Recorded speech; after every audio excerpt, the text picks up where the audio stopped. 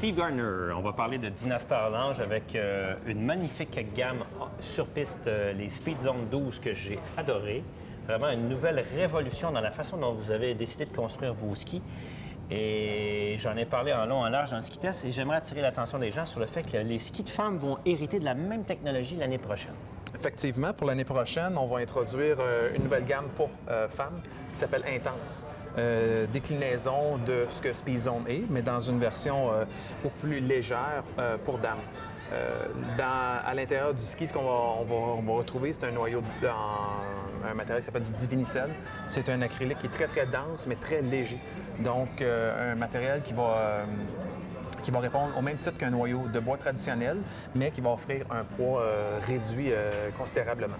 Alors, Intense 10, on a différents cotes. On aura quoi, le 12, le 10 et le 8? Le 12, 10 et le 6 qui vont être disponibles au Canada. Ça, c'est pas des rayons. Pour rassurer les gens, il n'y a pas Non. si mal de rayons. C'est plus des indices de puissance ou pour les étaler dans la gamme. Une déclinaison, là, si on veut, là,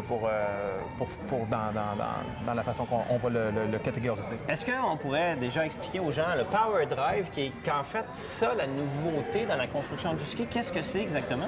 Power Drive, l'idée de ça, c'est d'augmenter la précision et la facilité de faire ton entrée de virage. Et à l'intérieur du ski, on veut éliminer le plus de vibrations possible, faire en sorte que ton rayon soit toujours complété. Et ça se fait comment?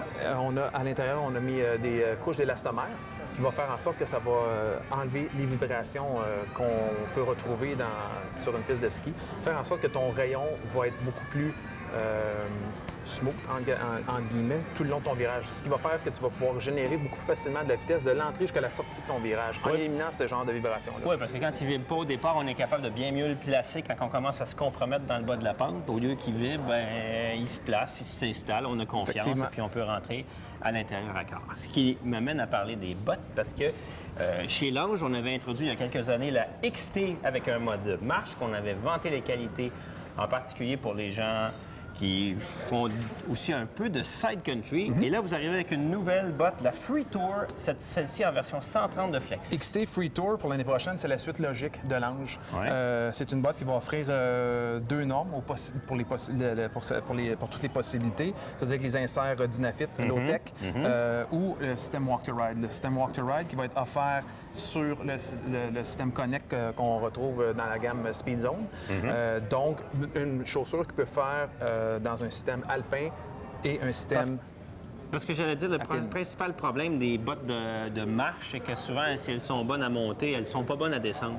Et puis, si on s'est tapé 2 fois 2 heures à monter tremblant, on redescend puis on n'apprécie pas notre descente, c'est pas vraiment agréable. Moi, personnellement, j'aime pas ça aller là dans les bottes vraiment spécialisées, comme si je partais de Chamonix puis je m'en allais à Zermatt. C'est pas ça qu'on fait au Québec. Le focus pour Lounge, c'est la descente. Ben oui.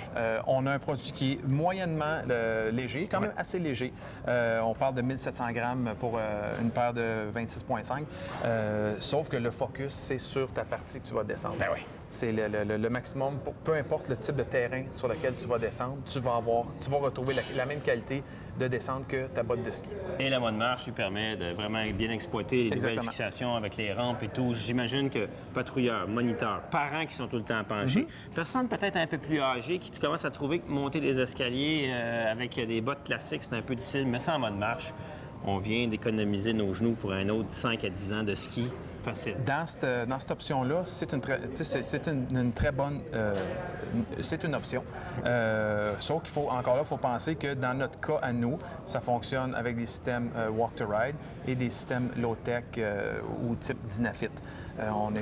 C'est pas une chaussure qui va être disponible sur une fixation classique d'années antérieures. Fait qu'on est encore dans un mode où il faut faire un petit peu attention à ce que dans l'application qu'on veut l'avoir. D'accord, mais ça, si quelqu'un va là, ça veut dire qu'il faut qu'il change ses fixations peut-être pour avoir un Walk to Ride dont on a la Look Connect, qui est le système. Ce système. Steve, merci d'avoir pris le temps de nous présenter ça. Plaisir. En magasin. Puis on va se retrouver sur les pentes bientôt pour skier.